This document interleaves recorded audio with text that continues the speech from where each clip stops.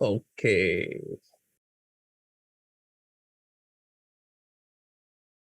Oke, selamat malam semuanya, salam sejahtera ke semuanya. Terima kasih udah hadir di acara malam ini bersama Mindset Merdeka dan Aksoro. Dan tujuannya adalah sharing. Jadi teman-teman, sebelum acara dimulai, tarik napas 2-3 kali, kosongkan pikiran dulu, jadi nggak usah judgement dulu, diterima dulu sharingnya, nanti setelah acara bisa ditelaah lagi, dipahami lagi. Jadi biar bisa lebih menikmati dan menerima semuanya lebih enak. Sebelumnya saya akan memperkenalkan diri saya bagi yang belum pernah kenal saya, nama saya Sunil Tolani, biasa dipanggil Bronil. Saya seorang entrepreneur, seorang profesional, seorang solopreneur, mindset hacker, dan pecinta dan penikmat kopi. Tadi gue udah terima kopi lo, Thomas, dari Aceh, langsung dikirim. Mantap. Oke. Short resume saya, founder dari Caliberworks, sebuah perusahaan digital marketing, digital agency, juga founder dari Mindset Merdeka yang sedang saya rintis lebih ke pengembangan diri ya. Saya juga bekerja sebagai seorang profesional di PT Mitra Komunikasi Nusantara sebagai CTO, direktur di PT Yellow Integra Datanet. Saya juga belajar menjadi certified business coach, belajar menjadi certified professional coach, belajar juga menjadi certified NLP associate coach, dan juga kemarin belajar menulis buku. Gua agak ribet, buku pertama, hopefully tahun ini, tahun depan buku kedua dan ketiga bisa meluncur, amin. Dan juga mentor di Indigo Startup Inkubator Telkom Indonesia. Sosial media saya ada di Instagram, namanya Nil Tolani, atau teman-teman yang lagi galau, kadang-kadang mampet kepalanya, pikiran bisnis lagi naik turun, bisa dengerin Spotify, Mindset Merdeka, itu banyak banget interview-interview saya dengan banyak orang-orang yang knowledgeable, yang pinter, yang punya pengalaman. Saya juga ikut belajar dari mereka. Dan juga untuk lebih lengkapnya ada TikTok dan sebagainya, bisa lihat di suniltolani.com. Oke. Oke, pertanyaan saya bisa dijawab di chat. Do you believe in luck? Apakah Anda semua percaya dengan luck?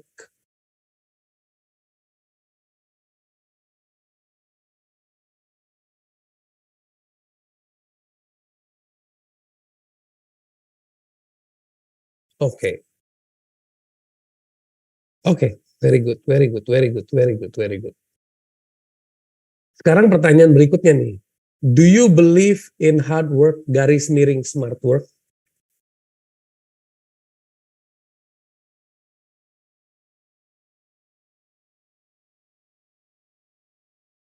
Kalian itu lebih ke aliran yang mana sih? Hard work atau smart work? Coba ketik aja hard atau smart.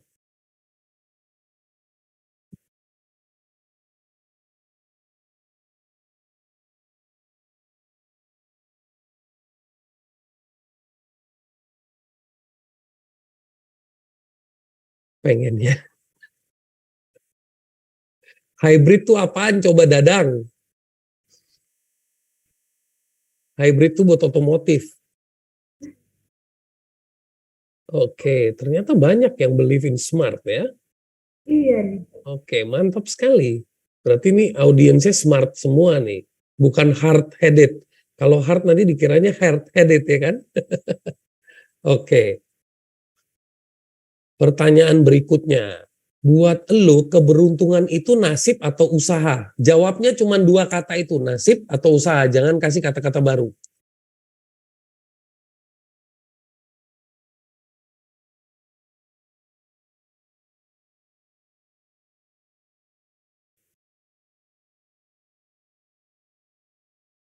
Wah, ini memang tim Aksoro nih mayoritas nih ini ya.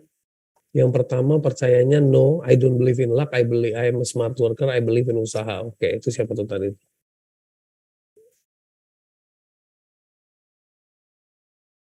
Oke. Thank you semuanya. Thank you, thank you, thank you. Sekarang saatnya kita mulai change your mindset. Kita change the mindset sebelum kita change the mindset. Saya cek dulu sound-nya sudah jalan atau belum, saya cek dulu ya, sebentar.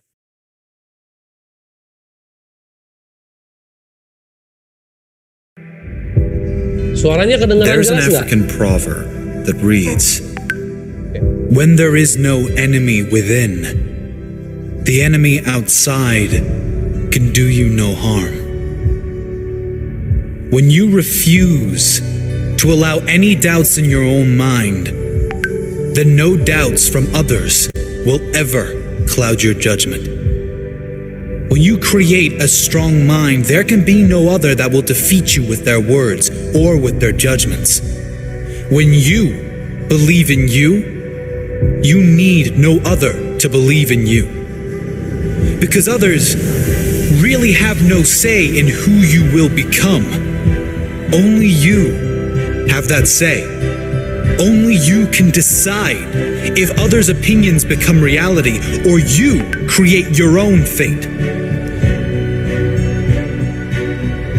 The greatest challenge and the greatest obstacle any human will face is their own doubts, their own fears, and their own conditioned thoughts. If you want to live your dream, you will have to fight for it. You will have to fight the greatest battles of your life. You will have to battle the external enemy. People who don't believe in you. People who do you wrong. People who put you down. You will have to battle the intimate enemy. Those close to you who might do you wrong, or maybe you assume don't believe in you. Those who want the best for you, but their idea of support is to remind you of what can't be done or shouldn't be attempted. But the worst of all is the internal enemy. You will have to battle what seems like an army in your own head, an army of doubt, fear of failure, fear of judgment, lack of belief. The voices inside the head saying, I am not good enough. I'm not worthy. I want to do this, but I can't. I want to give to those I love, but I can't. I'm not worthy of love. I'll never be able to do this. I am hopeless. I've tried everything. The world is against me. No one believes in me. My life's not worth living. There is no greater pain that can be inflicted on you than your own internal enemy. Your own thoughts will cause you more pain than anyone or anything. They can be likened to a terrorist living in your soul. But when you learn to control and direct your mind, you can direct that internal voice to work for you rather than against you. You get it to work for you by creating a compelling future. A future you will be proud to achieve, proud to live through. You do this by not just having goals, but having meaningful goals. Goals that get you excited to wake up every morning. You do this by understanding what your purpose in life really is. What are you doing it all for? When you know these things, when you work on yourself daily, you can quiet that voice in your head. You can feel good enough because you are good enough. But it does take a commitment of daily practice to work on yourself. Cut out something that you spend a lot of time on that does nothing good for your life and replace it with daily work on you. Empower yourself. Set your life up to win.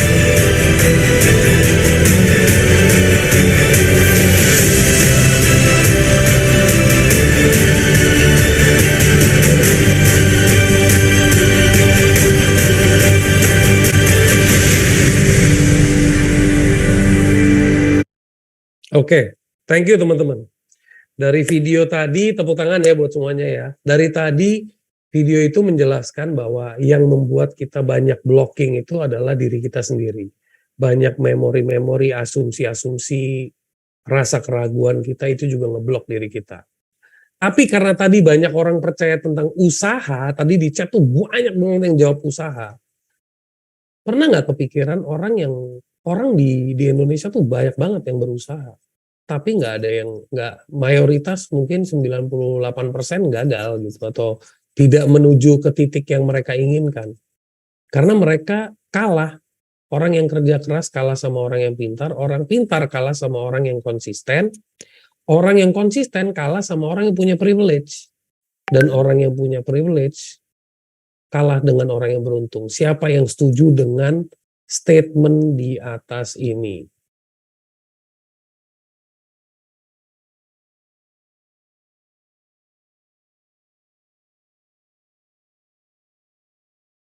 Setuju ya? Jadi punya privilege belum tentu bikin lo sukses loh. Karena banyak yang punya privilege akhirnya ya sekelas jenderal aja bisa masuk gitu kan. Jadi itu urusannya udah urusan luck gitu ya. Oke. So, next, let's go to the next slide. Oke, apa itu luck?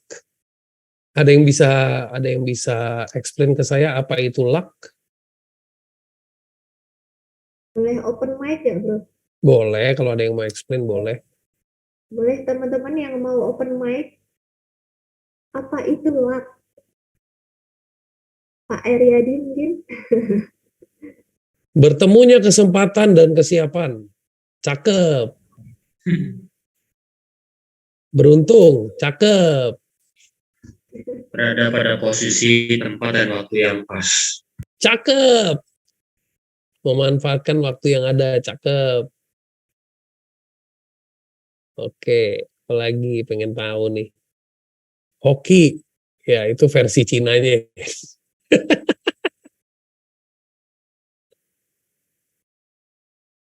Critically moment, aku nggak paham itu, tapi nanti mungkin Dedi bisa jelasin. Critically moment,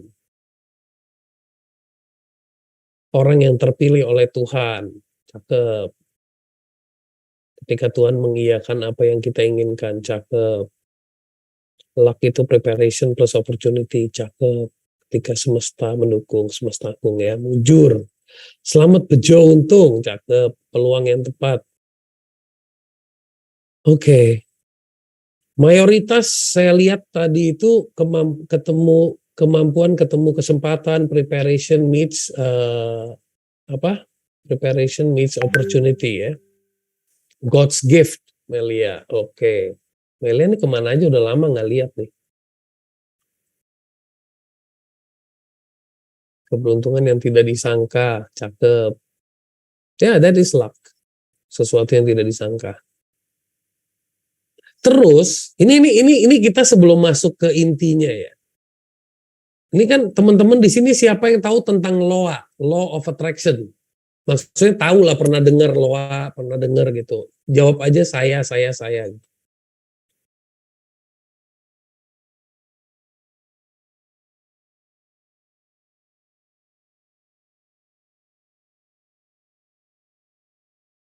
Wah, banyak nih. Oke, good. Jadi teman-teman, yang saya pertanyakan nih teman-teman. Kalau Anda percaya bahwa menjadi pribadi yang beruntung itu perlu usaha, kenapa Anda beberapa dari Anda mau mempelajari tentang loa? Loa itu kan kesannya kayak kita lagi mau memaksakan agar luck itu datang ke kita. Karena kita mau jadi attractornya. Mulai ditabrakin si Cinkin.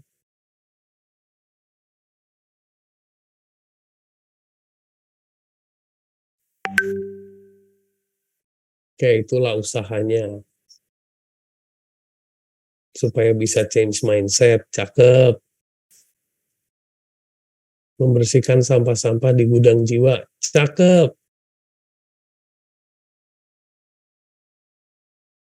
Oke, pemikiran sesudah do your best, saatnya menarik energi positif, cakep, Pamela. Ini tolong di copy paste tulisannya Pamela ya, Lala. Nanti ada yang mau gua bahas nih bagian ini. Pamela Zhang.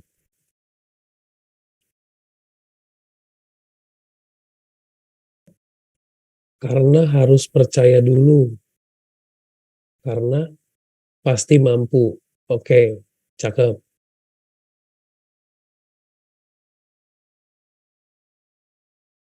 Yakin dulu, cakep. Hari ini sangat interaktif sekali kalian, saya jadi semangat ini. Mantap. Oke.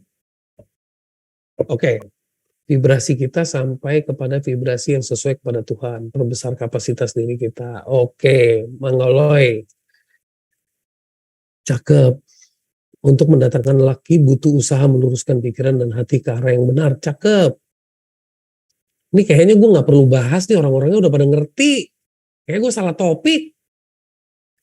Menarik energi positif dulu supaya usahanya gak sia-sia. Nih Aksoro orang-orangnya kok pinter-pinter gini sih Lala? Disaringnya gimana?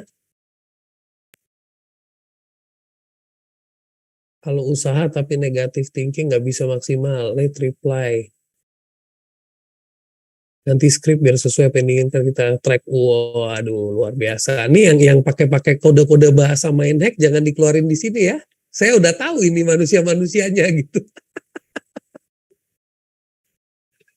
Oke. Oke, saya jelaskan sekarang.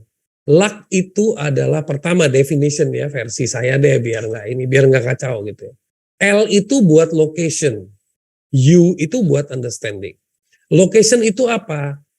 Tempat kita bekerja, tempat kita tinggal, daerah kita nongkrong, daerah kita bekerja, daerah kita berdoa. Location, everything is about location. Kita di mana? Kita di Jawa, di Sumatera, di Jogja, di Medan, di Aceh, di mana? Di bagian mananya? Location.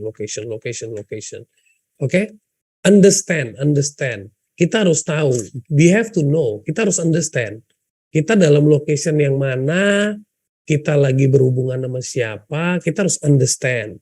Kita di kondisi seperti apa, kita lagi di dalam season seperti apa, kita berbisnis misalnya warung kopi, tapi locationnya di situ ada banyak kompetitor, terus apa yang menjadi keunikan kita, apa yang menjadi exposure kita, apa yang membuat orang bisa nyaman tempat kita, location. Selain buat bisnis, buat diri kita juga. Where do you sleep? Where do you wake up? How do you wake up? Where do you see? Ya, location.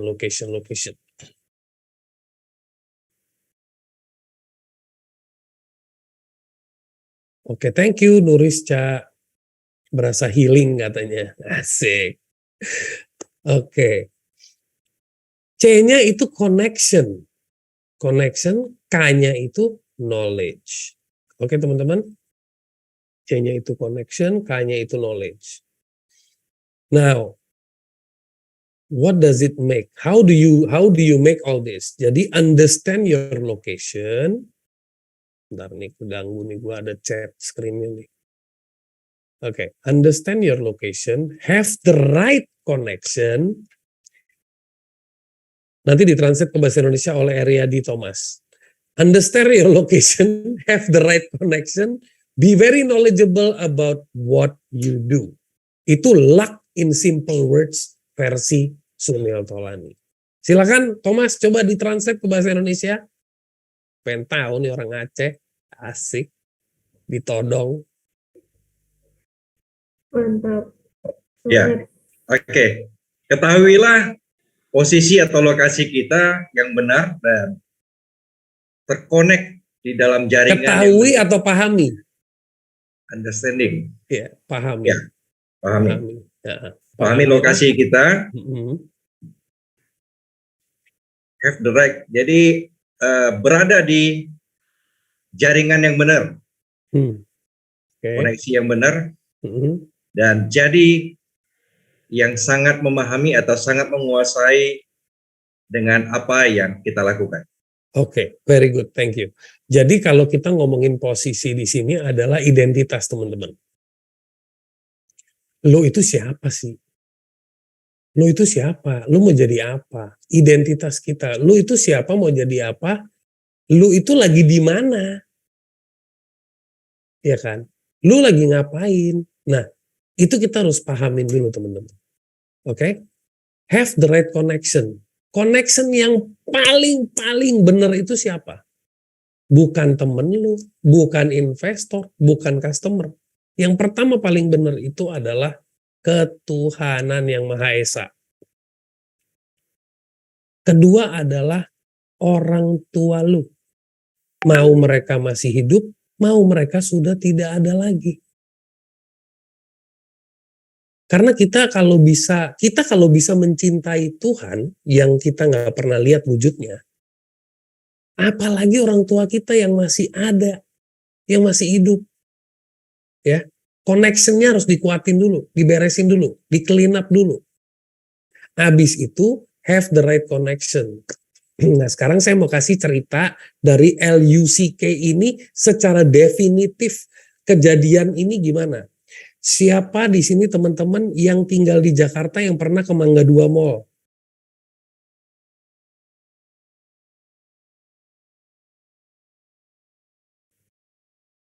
Tadi kayaknya banyak nih yang dari Jakarta.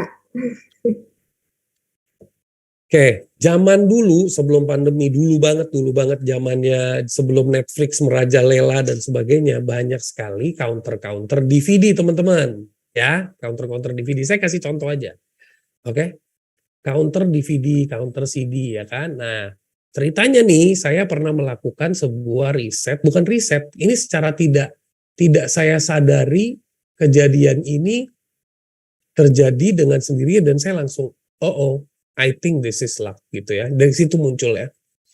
Jadi saya pergi ke satu tempat di mana ada counternya 3 temennya. Counternya 3. Biasanya kan namanya pebisnis begituan tuh di depannya 3 seolah-olah beda. Mungkin ownernya 1, mungkin kita nggak tahu ya.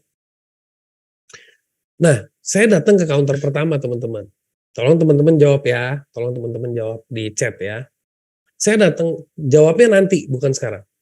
Saya datang ke counter pertama, bos, film baru mana? Tuh, di kotak itu. Itu counter yang pertama. Counter yang kedua nih. Bos, ada film baru. Pak, ini semua yang kualitasnya udah bagus. Dia kasih, brek gitu. Ini yang semua sudah terseleksi, kualitasnya sudah bagus. Nah, counter yang ketiga. Bos, ada film baru nggak? Lu mau nonton film apa? Action, drama, komedi? Gue bilang action. Wah, lu harus coba yang ini.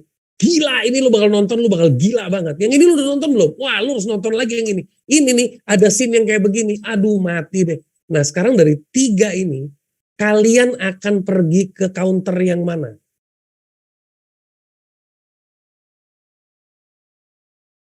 Dan kenapa yang ketiga?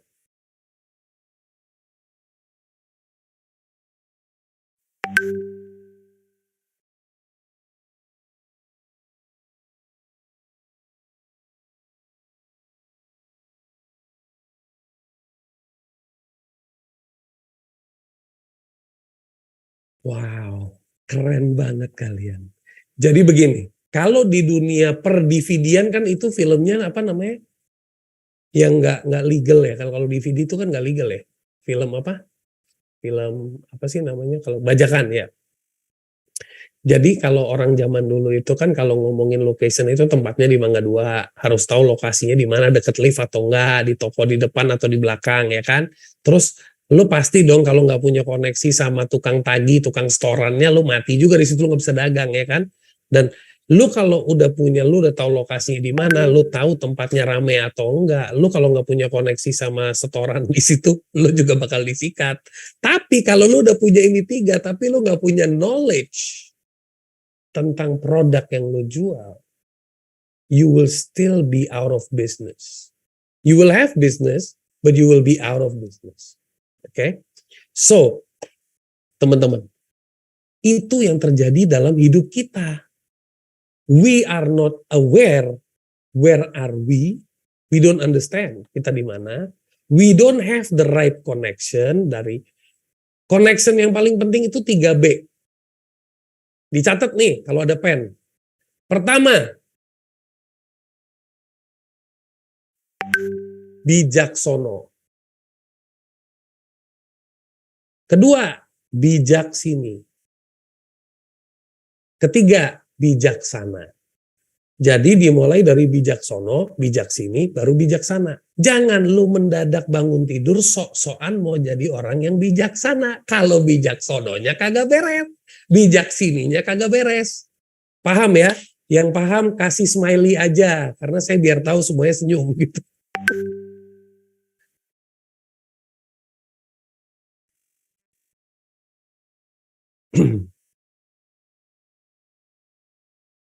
Oke, yang kurang paham nanti biar dibantu sama yang udah paham.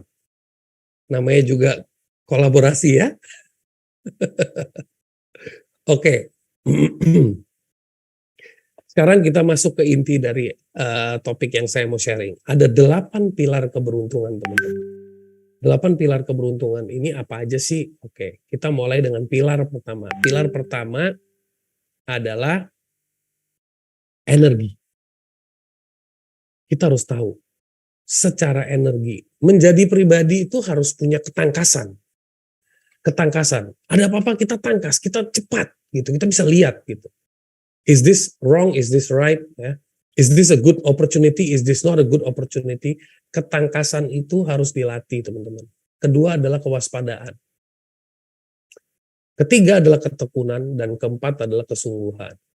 Nah, sekarang saya sambil ngomong begini, saya juga pengen tahu teman-teman punya level kesadaran ya. Saya pengen tahu di sini level kesadaran teman-teman.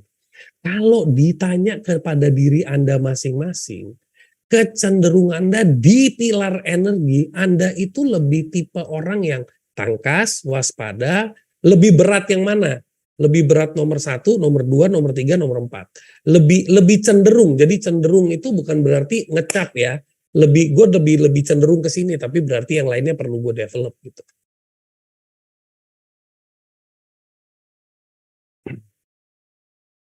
Oke. Kasih angka aja teman-teman. Angka aja biar nggak susah, angka aja.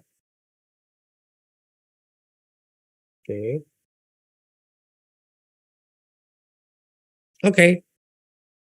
Terima kasih sudah cukup banyak yang menjawab. Dan mungkin ini bisa dicatat ya teman-teman ke diri Anda masing-masing di dalam notes. Saya cenderung di pilar energi ke kewaspadaan atau ketekunan. Jadi kita mengingatkan, oh bagian ini gue harus latih nih. Gue harus lebih tangkas lagi, gue harus lebih sungguh-sungguh lagi gitu ya.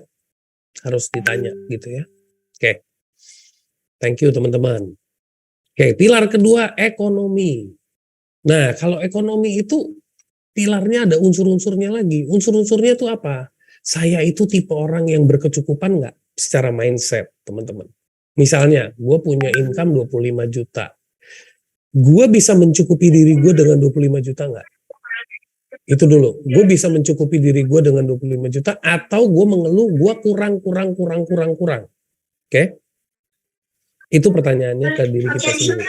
Kedua adalah efisiensi. Itu ada yang bocor mic-nya, siapa tuh?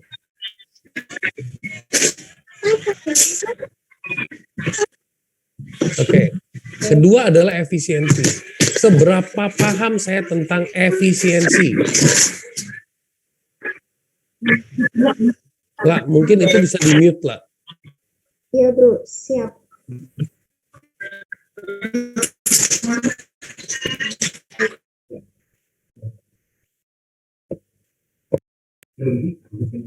Oke bro, bisa di unmute Bro Nil.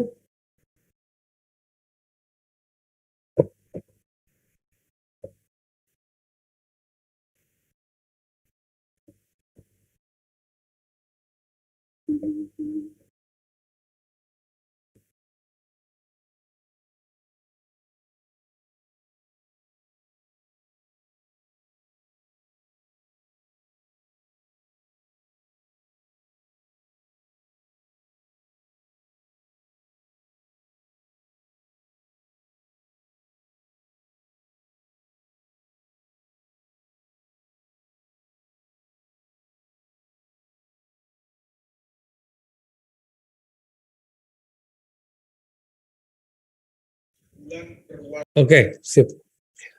Tentang efisiensi. Dan yang ketiga adalah tentang panjang akal. Tadi ke mute. Pak Regar, dolar. Wih, gila. Namanya dolar. Mantap.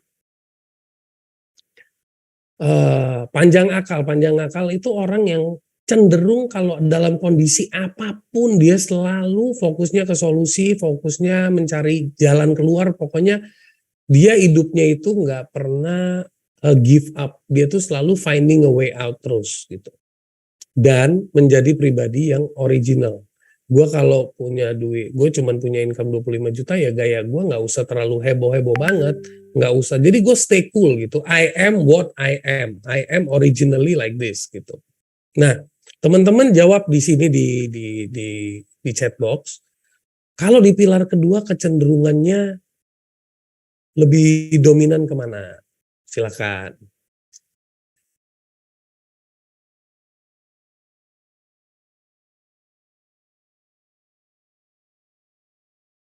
Sekali lagi tidak ada labeling di sini, ini hanya buat men-trigger kita punya memory, kita men-trigger kita punya kesadaran ya.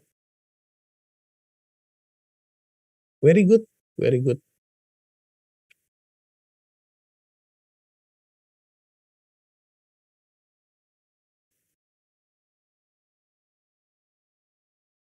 Oke, thank you teman-teman. Sekarang kita masuk ke pilar ketiga, kita ngomongin pilar tentang integritas. Pilar integritas tuh ada kejujuran, unsur-unsurnya, keberanian, tekad, dan sifat tak terkalahkan. Saya jelasin dulu. Kalau ngomongin kejujuran di sini, faktornya bukan jujur sama orang lain. Faktornya lu selama ini jujur banget sama diri lu nggak? Jujur sama diri lu nggak? Gitu. Nah itu pertanyaan ke diri lu. Kedua, lu berani nggak? Misalnya ada situation, ada apa? Lu berani menghadapi nggak? Karena bukan berani melangkah itu yang penting, tapi berani menerima nggak? Oke, gue orangnya penuh dengan kekurangan. Gue orangnya perlu bantuan. Gue orangnya nggak bisa jalanin ini sendiri. Gue harus minta tolong. Gue harus belajar. Gue berani menerima gue tuh penuh dengan kekurangan. Dan gue juga berani melangkah untuk mencari jawaban, mencari solusi. Gue harus berani. Dan lo itu tipe orang yang tekadnya kuat nggak? Dalam setiap situasi, dalam setiap kondisi, sekali udah tahu mau ke A, lo tekadnya kuat nggak? Dan sifat tak terkalahkan di sini adalah lo tipe orang yang akan mempelajari sesuatu so deep. Jadi pada saat orang nantangin lo atau ngomong sama lo di bidang itu, lo itu tidak terkalahkan. Jadi I want to be an expert. I want to have so much knowledge di sini that nobody can beat me. Misalnya menjadi seorang desainer yang benar-benar handal. Itu namanya sifat tak terkalahkan. Nah, ini pilar integritas. Nah, teman-teman coba dijawab. Kalian lebih cenderung yang kuat di mana?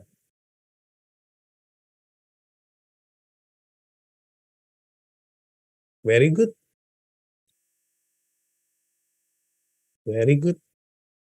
Thank you loh, partisipasinya amazing banget.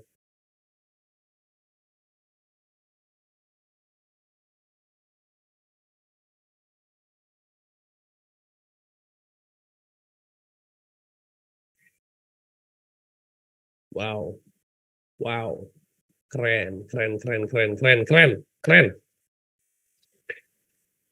Oke, kita lanjut ke pilar keempat. Pilar keempat adalah sistem. Nah, kita itu capek kali ya ikut training sini, training sana, semua orang bilang autopilot lah, inilah bisnis lah, begini nggak? Kita harus punya sistem, kalau nggak kita nggak bisa, pengusahanya kerja, karyawannya jalan-jalan, salah. Bisnisnya jalan, bosnya juga jalan-jalan gitu ya. Kan banyak sekali ada kata-kata seperti itu yang motivasi-motivasi yang membuat orang tuh merasa begitu. Well, kalau kita ngomongin tentang sistem, kembali ke diri kita. Kalau dalam pilar keberuntungan ini, kita itu membuat diri kita siap untuk masuk ke dalam sebuah sistem enggak?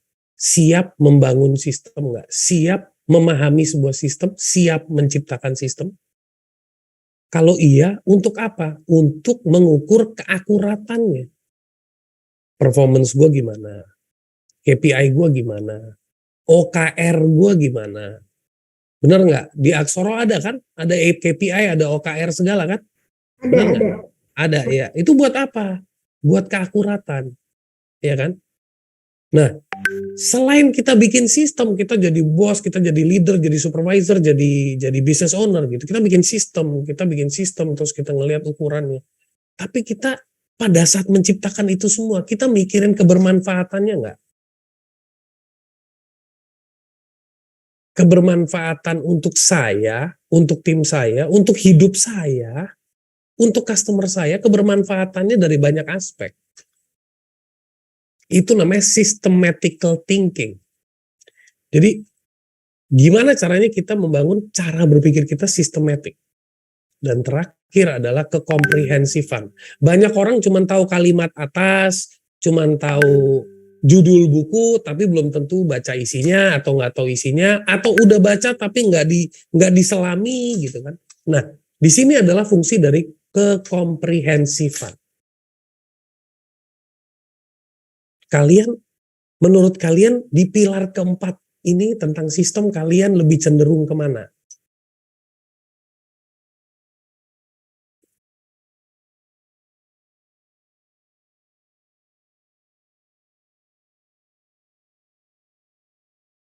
Wow. Betul. Paling banyak menjawab kebermanfaatan. Paling banyak ya. Kenapa? Karena dari kecil kita diajarin secara religi. Jadilah manusia yang bermanfaat buat sesama. Setuju nggak Lala? Setuju? Setuju ya? Jadi kalau dimanfaatin nggak boleh komplain ya. Kan mau jadi manusia yang bermanfaat. Ini konteks. Hah? Gimana tuh? Jadi memiliki pribadi yang bermanfaat, yang fokusnya ke bermanfaatan, itu artinya kita ngomongin tentang potential. Kita ngomongin gimana ya gue bisa membawa manfaat buat keluarga gue, buat pencipta gue, buat customer gue, buat karyawan gue. Bukan berarti orang yang gampang dimanfaatin. Betul? Kalau Steve Jobs menciptakan aplikasi Apple, handphone iPhone, itu dimanfaatin oleh banyak orang, kan? Dipakai oleh banyak orang, ya kan? Bukan berarti Steve Jobs-nya yang bisa dimanfaatin, kan? Tapi produk dan solusi dia yang dimanfaatkan. Gitu. Paham ya? Jadi jangan kejebak dalam emotional dumbness. Gitu.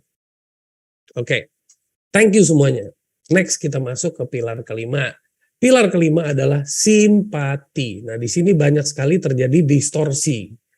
Di semenjak pandemi kemarin, itu banyak sekali kata-kata yang keluar, empati, simpati, empati. Distorsinya banyak banget. Nah, sekarang kita ngomongin unsur simpati dalam diri kita. Kebaikan hati. Kebaikan hati itu bukan berarti orang yang nggak tegaan, teman-teman. Tapi emang kita secara pribadi, hati kita itu baik. Kita nggak ada rasa dengki dan sebagainya. Kedermawaan. Kedermawaan itu apa? Banyakin sedekah. Banyakin sedekah itu artinya apa sih? Lu cuma punya duit ceban, lu minjem dari orang 50.000 untuk sedekah, salah bos. Tapi kalau lu nggak bisa sedekahin duit lu sedekahin waktu lu. Lu nggak bisa sedekahin waktu lu bikin orang senyum aja, lu udah sedekahin energi lu. So, kedermawaan itu is not always all about money. Oke? Budi pekerti. Kita tahu, kita itu punya akhlak, kita punya conscious dan wawasan. Nah, kalau teman-teman harus nanya ke diri teman-teman, di pilar kelima, secara simpati, saya yakin semuanya punya kebaikan hati, punya kedermawaan, punya budi pekerti, punya wawasan. Pertanyaannya agak beda yang kali ini. Dari level 1 yang paling rendah dan level 5 yang paling tinggi, jujur aja kalian di level mana dan tidak ada judgement. Ada yang boleh ketik 2, 3, 4, 5, selesai. Jadi secara optimalisasi kalian tuh di level mana sih?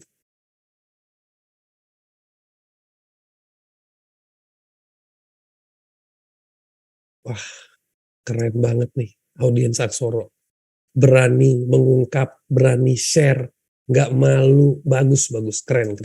Yes. Keren. Jadi dengan kalian menjawab di sini, kan ke-store tuh kesadarannya. Berarti, oh gue kurang optimal nih, gue harus optimalin lagi. Gue harus lebih mendengarkan suara hati gue harus lebih menyadari budi pekerti gue nih, sifat-sifat gue nih. Gue harus ningkatin lagi wawasan gue, gitu. Ya, teman-teman. Oke, sekarang kita masuk ke, thank you Lulu. Kita masuk ke pilar ke-6, ketulusan. Nah, ketulusan itu masuknya di 4 unsur. Di sini unsur lo jalan. Kalau lo nggak punya ini, unsur lo belajar sampai mampus, kagak jalan. Oke? Unsur lo di sini jalan karena apa? Pertama, kita harus menjadi pribadi yang memiliki kesederhanaan secara dalam diri kita. Kenapa sederhana? Karena everything yang lo bikin akan lo tinggalin. Bukan berarti hidup lo harus sederhana, no. Lu punya mimpi mau punya Ferrari, mau punya private jet, silakan. Tapi you become sederhana. You become sederhana. Punya Ferrari kenapa? Karena gue punya mobil, gue punya hobi, gue bisa jalanin sport car, kenapa tidak? Punya pesawat private jet karena gue bisa menghemat waktu dari satu titik ke tempat lain karena macet, gue bisa naik helikopter, gue bisa naik pesawat. So it's no problem, teman-teman. Nah, kesederhanaan itu adalah dalam how you live, how you think, ya. Daya tarik. Apakah kalian dalam sehari itu sering senyum atau sering murung? Atau cuman ketemu orang baru doang senyum? Giliran ketemu mak lu muka lu lain, giliran ketemu bapak lu muka lu lain, giliran ketemu bini lu muka lu lain. Ah udahlah gue capek dari kantor, gak usah ganggu gue. Gitu. Cara lu berpakaian, gak harus pakai pakaian keren, tapi rapi. Cara lu berpenampilan, pakai skincare boleh kok, boleh, nggak ada masalah cowok-cowok pakai skincare. Bikin lu tambah keren kok, bikin lu punya daya tarik lebih bagus kok. You will like yourself. Nah, kalau lu udah punya daya tarik, lu udah punya kesederhanaan, penetrasi lu ke dalam sebuah komunitas itu lebih mudah. Dan kalau lu udah bisa memiliki penetrasi yang mudah, lu punya kekuatan. Kenapa? Karena lu menjadi pribadi yang menyenangkan. Oke? Nah, sekarang secara ketulusan, yang mana yang lebih cenderung nih, teman-teman? Lebih ke sederhana, lebih ke daya tarik, lebih ke penetrasi, lebih ke kekuatan. Yang mana yang lebih you show?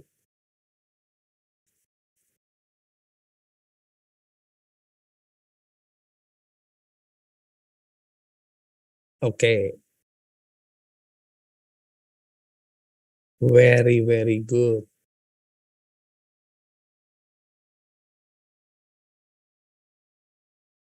Thank you Bima, thank you Eka, Turisca, Junaidi, Julia, awesome, Astri, awesome, thank you.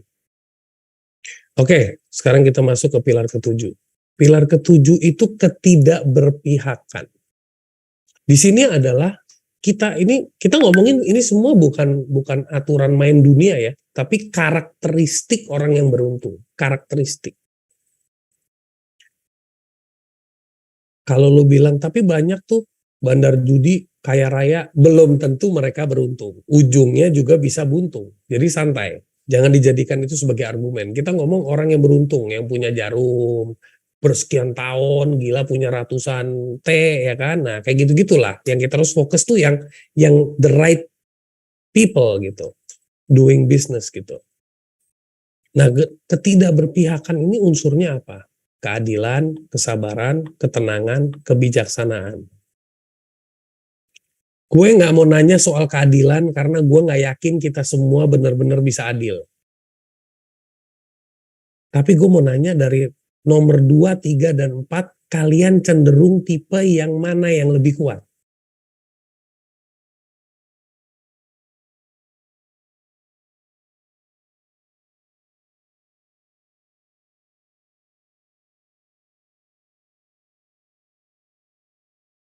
Keren. Kenapa? Karena orang Indonesia itu memang dominan sabar. Sabarnya sama dengan makan dalam. Pada umumnya, ya kan? Sabar karena dia belum tentu punya kekuatan untuk mendobrak, ya kan? Karena sabar yang benar adalah bukan makan dalam, teman-teman. Sabar yang benar adalah kita tenang. Banyak orang nggak tenang, worry, meragukan diri. Nanti ini gimana, nanti itu gimana, nanti ini gimana. Karena banyak takut melangkah, dia melakukan manipulasi kata-kata. Gue kudu sabar, karena kagak berani. Oke? Jadi coba disentil dulu tuh pikiran, bener juga nih gitu kan. Tapi kalau yang memang lu udah aslinya sabar, ya udah top gitu. Tapi kalau yang belum, semoga tadi kata-kata saya men-trigger agar lu lebih mau menerima, berani menerima. Oh iya ini lo gue gitu. Oke? Oke, so next kita masuk ke pilar ke-8. Pilar ke-8 yaitu kemandirian. Disinilah pentingnya kita mengenali spiritual, mengenali identitas kita. Spiritual bukan berarti agama teman-teman, tapi koneksi kita sama Tuhan. Agama itu koridornya, tapi esensi kebertuhanannya itu yang penting ya. Kalau kita udah punya spiritual yang kuat, kita punya identitas kita jelas, kita tuh siapa, kita mau jadi apa, mau kemana, dengan siapa kita kuat, kita bisa menjadi pribadi yang lebih tegas, lebih teguh, punya martabat, dan bebas. Harinya saya pribadi mempelajari ini, memahami ini, saya bertemu siapapun, dari kalangan manapun, dari level manapun. Saya itu bebas bisa bicara sama siapapun, saya punya personal self-reflect tetap terjaga, dan saya kalau ngomong bisa dengan tegas teman-teman. Because once you know who you are, and once you know who is your God, that your God is loving, your God is blessing, your God is graceful, and you know your location, you know your connection, and you have the knowledge, unsur-unsur ini bisa kita latih. Dan begitu kita melatih unsur-unsur ini teman-teman, kita sudah mendesain diri kita menjadi pribadi yang beruntung. Jadi luck itu ada dua, luck given, luck created. Nah lu mau jadi tipe yang tunggu, kalau udah di given kan ada waktunya tuh, setiap orang ada waktunya. Atau luck yang created. You choose, ya. And luck itu it's not all about money. Orang yang lucky itu bukan berarti orang yang banyak duit. Orang yang lucky itu faktornya banyak. He is so lucky to have a wife yang so nice. He is so lucky to have a brother and sister yang so compact. He is so lucky to have parents yang very loving. He is so lucky to always be healthy. He is lucky that he is always in a good company, pekerjaannya, good company. He is lucky that he always have the right team. Dia kalau hire orang-orangnya keren-keren gitu. He is very lucky. Ya, he is lucky that he gets good customer. And yes, we all are lucky today because we are connected to one another dengan intention yang baik. Thank you Bima. Oke, so kesimpulan, jadilah individu yang on, baru off. Kan kalau lu on terus capek, sampai kapan? Lu kan perlu off, take it easy. You know, take it easy. Off di sini jangan gampang menyerah. On baru off. Jangan jadi orang yang on off. Saklar aja bisa jebol bos digituin. Apalagi lu gitu. Saklar yang kagak punya jiwa, kagak punya nyawa bisa jebol. Apalagi lu gitu kan.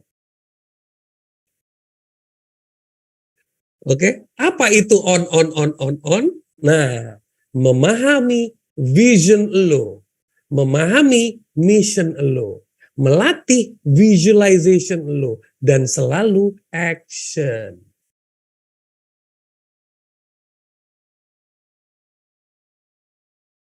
Kalau udah jalan ini semua, udah berserah. I did my best. I am the best.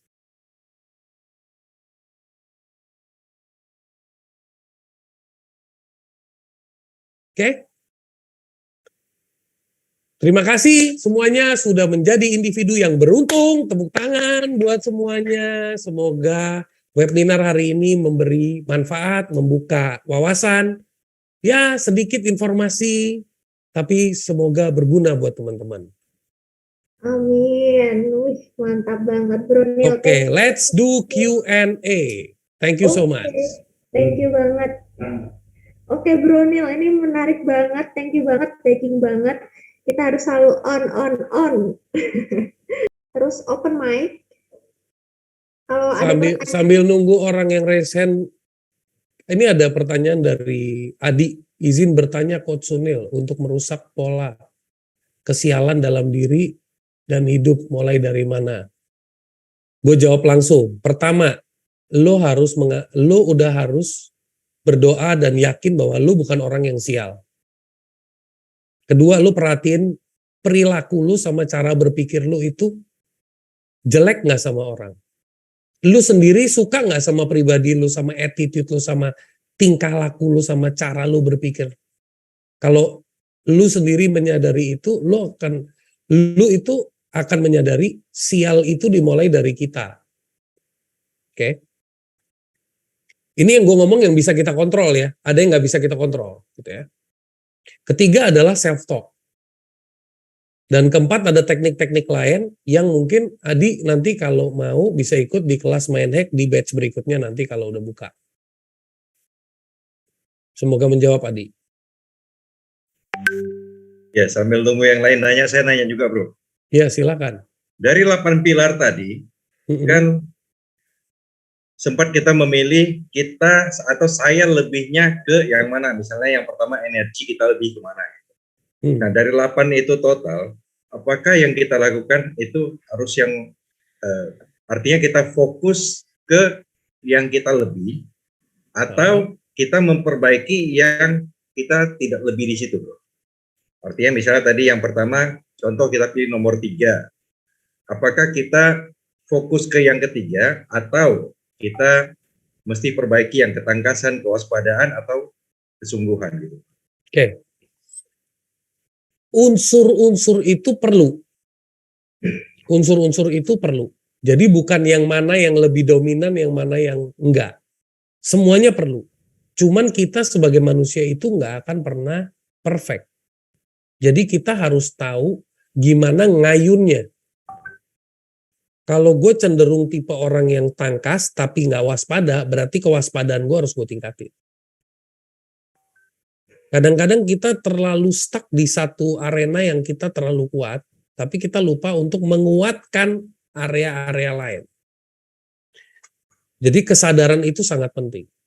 Kita tipe orang yang terlalu sabar, jadi kita bukan menjadi pribadi yang tegas. Gitu. Jadi kita harus tahu, oh gue terlalu, berarti gue harus naikin. Bukan mengurangi ini, tapi naikin. Karena begitu naikin, ini akan terkomplimen. Karena kalau contoh ketangkasannya kamu kurangin, berarti kecepatan kamu mengambil keputusan melihat kesempatan, itu akan berkurang. Tapi kalau ketangkasannya kamu tetap tajemin, tapi kewaspadaannya kamu tingkatin, itu lebih baik. Gitu Bro Erin. Oke, thank you jawabannya. You're welcome.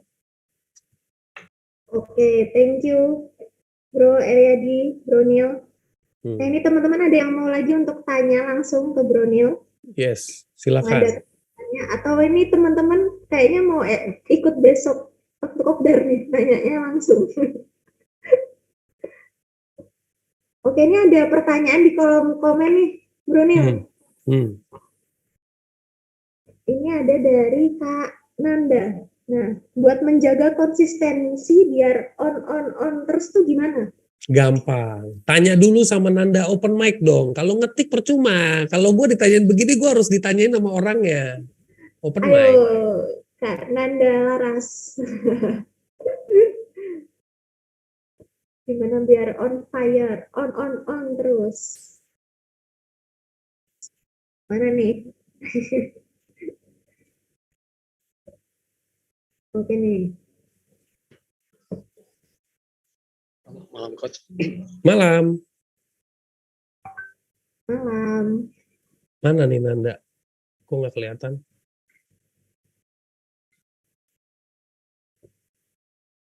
Mana nih? Halo coach. Halo, halo, halo. Halo coach. Coach Air. Nanda, iya Nanda ya. Coach. Iya coach. Apa kabar Nanda? Tinggal di mana? Ini lagi di Sumatera nih coach. Oh Sumatera, mantap. Di Iya. bagian mananya? Kota mana? Di Padang coach. Padang, mantap. Iya. Kalau di Padang nggak ada nasi Padang kan? Ada, nggak ada dong. Nggak ada, Nggak ada makanya. coach, nggak ada. Rumah makan ada loh, coach. Iya betul. Di situ ada rumah makan yang bernama dan rumah makan nggak bernama ya kalau nggak salah. Tanpa nama ada, yang Tanpa bernama nama, ada. iya betul. Iya, Itu, benar. ya, saya ingat sekali itu. Iya. Ditunggu coach ke Padang ini. Nanda, saya mau tanya. Ya. Pertanyaan Nanda bagus banget. Gimana menjaga konsistensi biar on terus? Oke. Nanda dalam satu hari berapa kali Nanda bersyukur?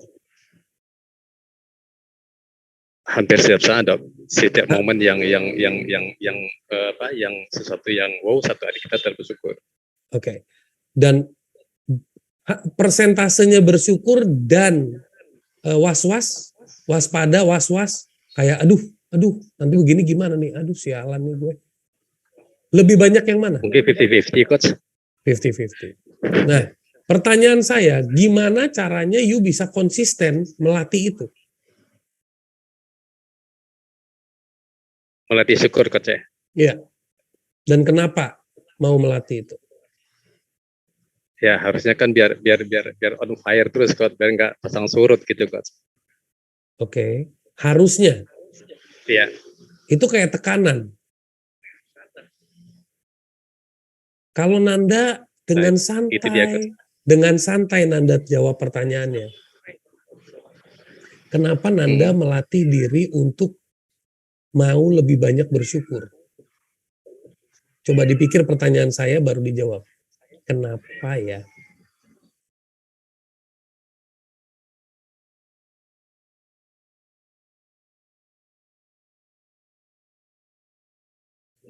Iya mungkin karena dengan bersyukur kita tidak ada berkeluh kesah atau gitu Mas.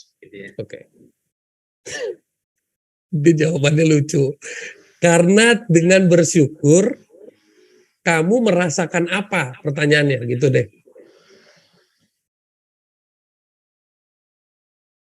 Kalau kamu bersyukur nih Nanda. Iya. Aduh alhamdulillah. Tenang coach. Tenang. Rasa tenang Lega. itu membuat Nanda bisa berpikir dengan gampang nggak? Iya benar. Berarti drive-nya adalah dirasa kan? Disyukurnya. Dirasa kan? Rasanya. Rasa. Tindakannya bersyukur kan? Tindakannya bersyukur. Ya. Akibatnya ada rasa kan? Rasanya. Oke. Jadi kalau kamu menanyakan gimana cara melatih atau menjaga konsistensi, kamu harus tahu kenapanya. Kenapa saya harus melatih visualisasi? Kenapa saya harus memahami vision? Karena sekali kamu memahami visi hidup kamu memahami misi hidup kamu bisa menggambarkan dengan jelas. Kamu akan non-stop action, bro. Kamu akan non-stop action. Karena kalau namanya gagal itu sama kayak naik sepeda, bro. Pertama kali naik sepeda nggak mungkin lo nggak jatuh. Ya kan? Nah sama, tapi begitu lo tahu gue mau naik sepeda, mau jalan sama teman-teman, begitu jatuh lo bangun lagi. Orang visi lo jelas, gue mau jalan sama teman-teman. Benar nggak? Benar-benar. Nah, yang jadi masalah kan kita nggak punya kejelasan terhadap visi hidup kita. Kita sibuk dengan tekanan. Duh, gue udah punya bini nih, tanggung jawab gue. Ya, Duh, gue harus bayarin sekolah anak. Harus. Rutinitas coach ya. Nah, kalau dibalik, alhamdulillah gue punya bini. Meskipun nyebelin dikit, tapi oke lah. Namanya juga bini gue gitu kan, istilah gitu ya. Oke. Alhamdulillah gue punya anak. Gue punya kesempatan mendidik anak gue. Mongolnya seneng banget gue ngomong begitu ya. Mangoloy, aduh kacau. Gitu bro, jadi melatih konsistensi adalah lo harus tahu kenapanya dengan jelas. Lo akan konsisten. Yang harus dilatih bukan on-nya, tapi harus dicari, digali lebih dalam why-nya. Ya. Oke, Coach. Semoga menjawab ya. Terima kasih Pak, terima kasih banyak Coach. Iya. Oke, thank you Coach. Yuk. Mantap, mantap Mas Anda. Semoga tercerahkan nih habis ini. Oke Bro Neil, ini ada yang mau tanya lagi nggak nih teman-teman? Boleh raise hand. Silahkan. Nah ini ada pertanyaan Bro Neil di DM. Iya. Dari Kak Emma, Iya. mana nih? Kak Emma Siti, sampai saat ini saya tahu pasti bahwa sikap menunda-nunda menghambat segala hal dalam kehidupan saya. Tapi saya seperti terperangkap nih bro. Kadang saya merasa kelamaan mikir atau terlalu banyak pertimbangan. Ujung-ujungnya sulit action. Tapi ketika kepepet, sepertinya langkah ini begitu ringan. Saya juga berusaha untuk mempelajari berbagai hal untuk upgrade diri. Tapi kadang bingung sendiri karena sepertinya hanya sedikit yang baru bisa saya praktekkan. Mohon solusinya. Kira-kira apa nih yang menghambat? Pertama, dari cerita yang barusan Lala ngomong, itu kita sebagai manusia, teman-teman, kita itu punya 3 karakteristik dari pola pikir otak kita. Karakteristik pertama, karakteristik kadal atau reptil. Reptil itu hanya bergerak kalau dia punya maunya. Lapar makan, ya kan? Ada apa? Ada season. Kalau binatang itu pakai season kan, intimate-nya, gitu kan? Nah, dia kalau ada ancaman, dia kabur. Kalau situasi terancam, dia fight. Nah, itu berfungsi sebagai kadal. Nah, kalau kita biasanya tipe yang menunda-nunda, last minute baru bekerja, itu kita tahu yang jalan tuh otak reptil kita. Oke. Ada lagi otak yang emosional. Emosional tuh mammal. Misalnya kita punya anak. Anak kita ada yang ngomongin. Kita langsung sigap tuh. Enak aja lu gini-gini, gue akan didik anak gue. Nggak bisa anak gue lemot gini. Nah, ada emotional attachment. Jadi kita langsung sigap gitu. Nah, itu otak mammal yang lebih dominan. Nah, otak manusia berfungsi sebagai manusia itu adalah sesuatu yang bisa kita lihat ke depan. If I want, jika saya ingin memiliki kehidupan yang mantap untuk versi saya, dalam kendali saya, yang saya harus lakukan secara konsisten adalah terus mengupgrade diri saya bangun wawasan saya tingkatkan kesadaran saya latih diri saya ke arah growth mindset, pola pikir yang cenderung tumbuh, agar saya bisa menjadi pribadi yang lebih sabar, lebih tekun. Jadi bukan berarti lu nggak tekun, lebih tekun, lebih efisien. Kadang-kadang kita bukan yang nggak mau belajar, tapi kita kalau tidak mengenali cara belajar yang efektif buat saya, ada orang bilang, Bro Neil, saya tuh orangnya nggak suka baca buku.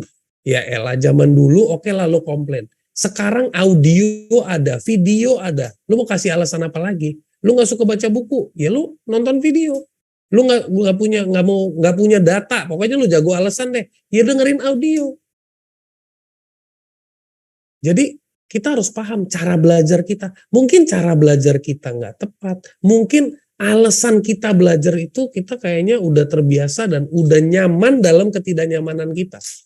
Biasanya orang yang demen menunda-nunda itu terlalu ragu dan malas dan sudah nyaman di dalam ketidaknyamanannya. Biasanya gitu. Tinggal you cek sama diri you sendiri, you tipe yang mana gitu. Oke, thank you banget Bro Neil. Semoga cukup menjelaskan nih buat Kak Emma tadi yang bertanya. Nah, oke, kita lanjut satu pertanyaan terakhir kali ya Bro. Yes, boleh. Oke, ini teman-teman mungkin ada yang mau raise hand dulu. Oke, ini kayaknya udah calon-calon orang beruntung nih. Oke, ini ada pertanyaan di kolom komentar Bro. Oke, dari Kak Uswah. Ini seringkali kita dengar statement habiskan jatah gagal di usia muda. Yang mau ditanyakan sampai di titik apa kita akan paham jatah gagal udah habis. Tanya sama yang ngomong itu, karena gue belum pernah ngomong itu. Tapi dari kalimat ini maknanya apa itu yang penting. Nah itu yang jadi masalah. Banyak orang tidak bisa memaknai kalimat. Gini, hidup itu kayak roda, teman-teman. Di saat lu berhasil, jangan pikir lu nggak akan gagal. Di saat lu gagal, jangan pikir lu nggak akan berhasil. Itu dulu. Di saat gelap bukan berarti nggak ada terang. Di saat terang bukan berarti nggak akan ada gelap. Itulah nature. Pagi hari matahari terbit, malam bulan yang terbit. Jadi itu nature, oke? Sama dengan kehidupan kita. Yang dimaksud dengan kata-kata habiskan jatah gagal di usia muda adalah jangan bikin stupid mistakes. Jadi di usia muda lakukan sebanyak-banyaknya stupid mistake agar jatah mistake yang lo buat itu bukan stupid tapi intelligent mistakes. Karena sekelas perusahaan Lipo, Sinarmas, macam-macam, Jarum, segede-gede Gaban gitu. Mereka sampai detik ini banyak sekali bisnis mereka yang mengalami kegagalan. Banyak sekali ada kesalahan-kesalahan manajemen, salah ngambil keputusan, sampai detik ini. Jadi, cuman definisi gagal atau salahnya itu udah di level yang benar-benar keren. Jadi, lu kalau bilang, kok lu kemarin investasi di tempat investasi bodong, ya abisnya gue diiming-imingin, kan itu bego. Jadi kan itu namanya kesalahan bego gitu kan. Tapi kalau ada orang ngomong, gue udah melakukan perhitungan dan sebagainya, ternyata ada pandemi. Nah, ternyata gue gak sigap, ternyata gue gak siapin dana darurat. Nah, itu intelligent mistakes gitu.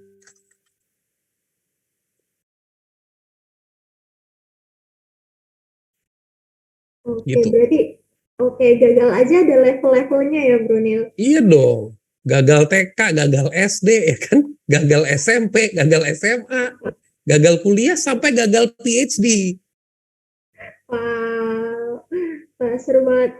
Tapi semoga habis ini teman-teman berhasil, banyak sukses, menjadi orang-orang yang beruntung semuanya habis ini, karena itu adalah pertanyaan terakhir untuk malam ini ya, Brunil. Iya. Oke. Ini Lulu mau tanya nih satu pertanyaan lagi deh. Oke, siap. Lu bacain tuh si Lulu. Oke, ini ada Kak Lulu dari Bogor. Brunil mau tanya, saya selalu salah paham. Saya selalu salah dalam mencari partner bisnis. Padahal udah menggunakan kepercayaan. Lalu setelah udah percaya, malah disalahgunakan. Hingga saya agak sulit percaya lagi. Gimana caranya supaya saya beruntung dapat partner yang tepat? Nah, tadi kan ada 8 pilar keberuntungan tuh. Lo latih diri lo cek diri lo di bagian mana. Analisa dulu, evaluasi dulu. Dan di Google ada ya, tolong diketik ya. Partnership Canvas. Kalau ngomongin partner bisnis ya, ada namanya, saya ketik di sini deh. Oke. Cari aja formatnya Partnership Canvas. Kalau orang pada tahu bisnis Canvas, ada namanya Partnership Canvas. Oke. Lihat aja di situ, itu ada pertanyaan-pertanyaan. Pada saat kita berpartner itu kadang-kadang kita itu menggunakan matriks mengukurnya itu gimana. Kepercayaan itu penting, tapi ada matriks-matriks yang lain yang perlu kita sadari. Dan juga kalau ngomongin gimana caranya saya beruntung mendapatkan partner yang tepat, keberuntungan itu dihadirkan dari 2 aspek. Aspek yang tidak bisa ditebak, which is spiritual atau universe, semesta. Satu lagi yang bisa kita predik, berarti kita melakukan berapa kali eksperimen, kita ketemu partner A nggak cocok, ketemu partner B nggak cocok, ketemu partner C nggak cocok, tapi kita mengerti patternnya, kita mengerti polanya, kenapa partner A, partner B, partner C nggak cocok sama gua, dan gua nggak cocok sama mereka. Kita perbaiki pola itu, jadi yang ketemu partner D, kemungkinan persentase cocoknya lebih tinggi, gitu. Itu sih Pak Lulu. Oke, ini bisa dicoba nih. teman-teman yang lain juga yang mau cari partner yang tepat bisa pakai partnership Canvas. Oke, thank you banget Bro Neil tips-nya. Oke, thank you semuanya untuk malam ini. Semoga bermanfaat dan teman-teman yang ada di sekitar Jogja dan Jogja, we can see each other tomorrow. Love you all, good luck, semoga sukses, semoga kalian menjadi pribadi-pribadi yang penuh dengan keberuntungan. Amin. Amin, amin, amin, amin. Thank you untuk Bro Neil.